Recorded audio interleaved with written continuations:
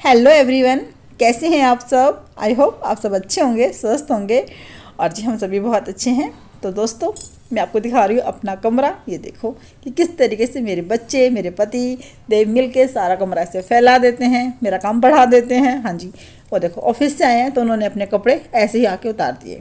मतलब अलमारी में नहीं टांगेंगे, सारे काम मुझे करने होते हैं। सब काम के लिए मैं हूँ घर में कि सारे काम मैं करूँगी। तो यहाँ पर मैं कमरा ठीक करूँगी अभी। तो ये देखो कुछ सामान मैंने भी रखा है, ऐसा नहीं है कि मैंने नहीं रखा है, कुछ सामान मैंने भी रख दिया है ला करके। जैसे फ्रूट लेकर के आए, सब्जी लेकर के आए, तो मैं भी उनको अंदर लेकर के नहीं गई हूँ कमरे में रखने के लिए। मैंने उनको यहाँ पे टेबल पे रख दिया है। तो कुछ सामान मैंने भी रखा है और कुछ सामान उन्होंने इन तीनों ने रखा है। मतलब कुल मिला के हम चारों ने अपने कमरे की ऐसे हालत कर रखी है। और यहाँ पर ये दोनों लड़ाई कर रही थी, पता नहीं किस बात के पीछे लड़ाई होती है इन दोनों की ना। और फिर लड़ाई पता है किस बात पर ख़त्म होती है। नैना क्या करती है, इसका कोई खिलौना उठाती है सोना का और कि अब ठीक है, अब मैं तेरा खिलौना फेंक दूंगी। तो फिर सोना उसके पीछे जो भागती है, नहीं दीदी नहीं दीदी अब नहीं करूँगी, नहीं दीदी अब नहीं करूँगी। ये देखो लेकिन भागी ना उसकी डॉल, सोना के पीछे पीछे जाएगी, अरे दीदी नहीं नहीं करते हुए इस तरीके से। तो दोनों ने मुझे बहुत परेशान कर रखा है इस मामले में। तो यहाँ मैं कुछ फ़ोन में देख रही थी तो शायद मैंने देख लिया है। अब तो मुझे भी ध्यान नहीं है मैं क्या देख रही थी फ़ोन में ना। तो चलिए कमरा ठीक कर लेते हैं। सारा सामान उठा के लेके जाते हैं। पानी की बोतलें बच्चे लाते हैं निकाल के, यहाँ वहाँ जहाँ तहाँ रख देते हैं। मतलब ऐसा कोई भी नहीं करता कि जिस चीज़ को जहाँ उठाए ना उसे वहीं रख दें। नहीं, हर काम के लिए बोला ना, हर काम के लिए मैं हूँ, सब काम मैं ही करूँगी। जैसे वो ऑफिस से आए तो आकर के उन्होंने शूज़ भी अपने कमरे में आके उतारे।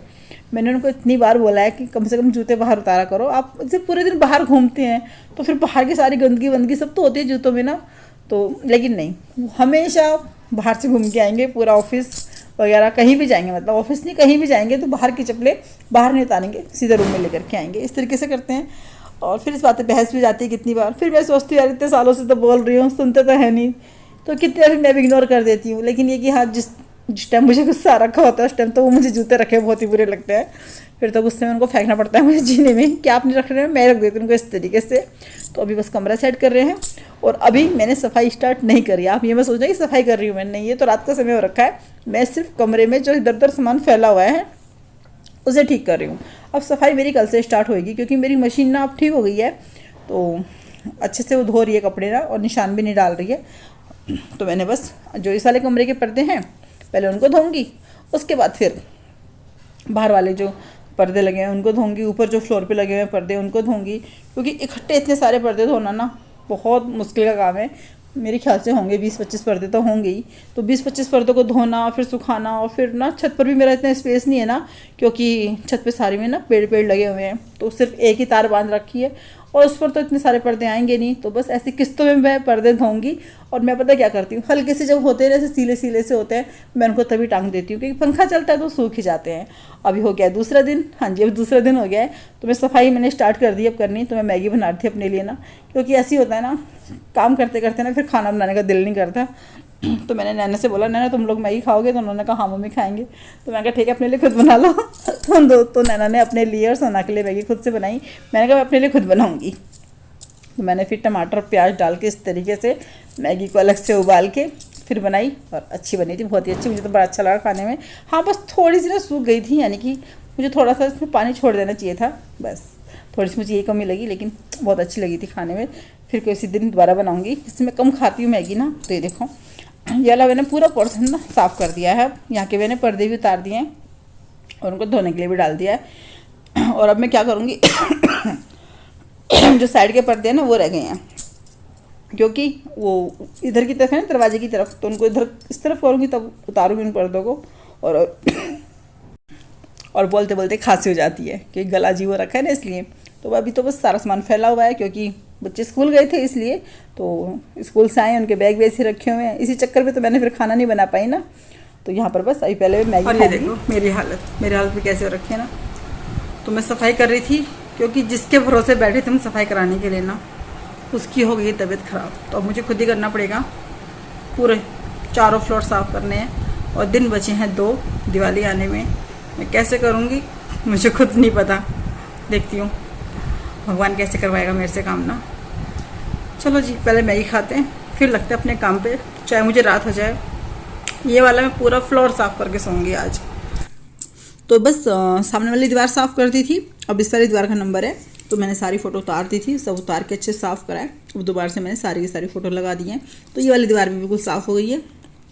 तो बस, और ये देखो चूहा, इन चूहों ने हमें इतना परेशान कर रखा है ना, हर चीज़ को काट दे रहे हैं। और इसको लग रहा है छोटे से चूहे को कि ये अपने दांतों से इस पिंजरे को भी काट देगा। देख रहे हो, ऐसे लगा पड़ा है ना काटने में, प्लास्टिक भी काट दे। मेरा जो दराज है ना उसका शोकेस का, वो भी उसने कुतर दिया इन चूहों ने।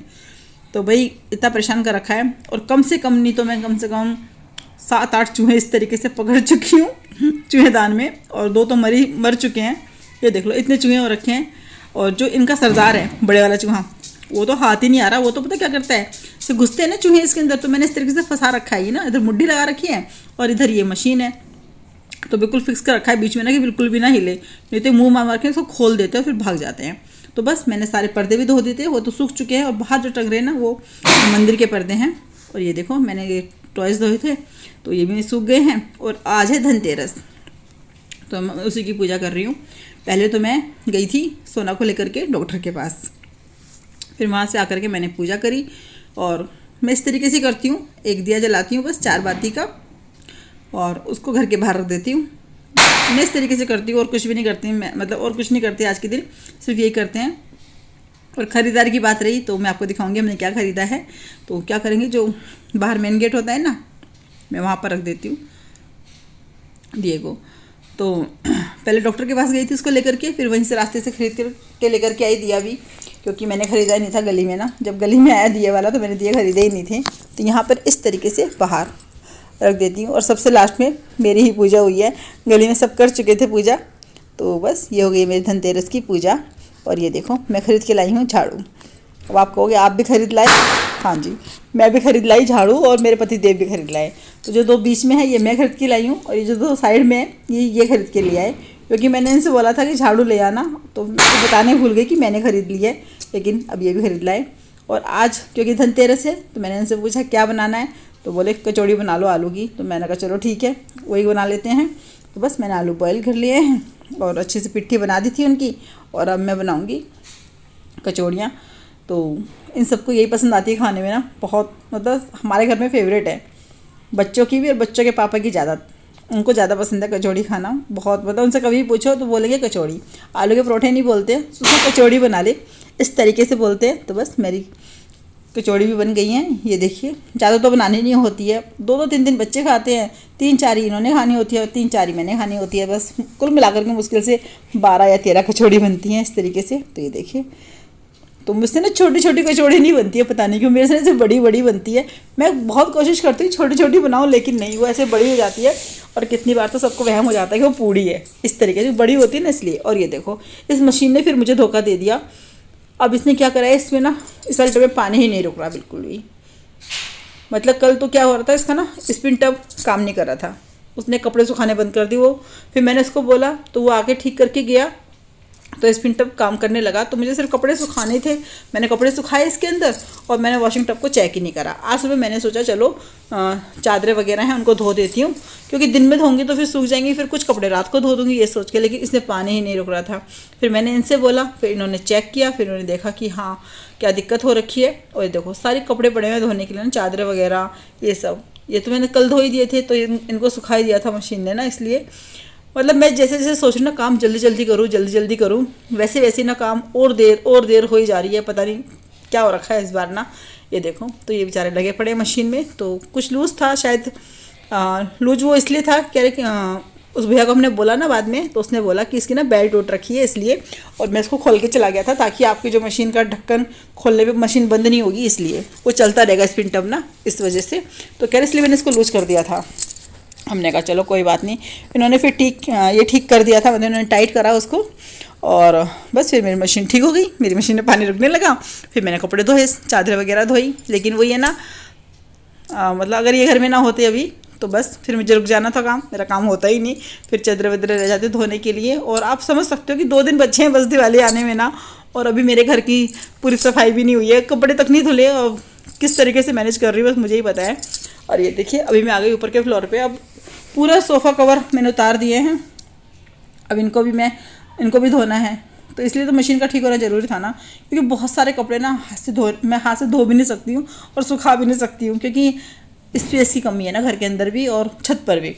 वैसे तो खूब बड़ा घर है, लेकिन वो ये ना कि तार ही एक बांध रखी है इस वजह से। तो यहाँ पर मैं कर रही हूँ सोफ़े सेट, और बस इन सब के कवर चेंज कर दूँगी। जो साइड में सामान रखा है ना सारा का सारा, वो सारा सामान भी धो करके लगा दूँगी अच्छे से। तो बस मेरा ऊपर का फ्लोर भी साफ़ हो जाएगा, क्योंकि आज मैंने क्या कराया था, ऊपर के फ्लोर में ना जो बाहर की तरफ हमारा है ना जाली, वो मैंने उनसे भैया से साफ़ करा ली थी। बाकी अंदर का फिर मैंने पूरा का पूरा फ्लोर खुद ही साफ़ किया है, क्योंकि भाई किसी के भरोसे रहते हैं ना तो फिर हमारे काम हो नहीं पाते, इसलिए। और इस बार तो मेरी मशीन ने मुझे दगा दे दिया। अगर ये ठीक रहती तो मैं सफाई थोड़ा पहले स्टार्ट कर देती, फिर तो हो जाती है दिवाली तक ना आराम से मेरे पूरे घर की सफाई हो जाती, क्योंकि इतने सालों से कर रही हूँ इसलिए। लेकिन वही है कि इस बार मशीन ने इतना मुझे नाच नचाया है ना बहुत ज़्यादा। तो चलिए दोस्तों, वीडियो पूरा देखिएगा, और अच्छा लगे तो लाइक कीजिएगा, कमेंट कीजिएगा। तो बने रहिएगा वीडियो के एंड तक, और जो भी नया है वो चैनल को सब्सक्राइब करें। तो जी चलिए देखते हैं पूरा वीडियो।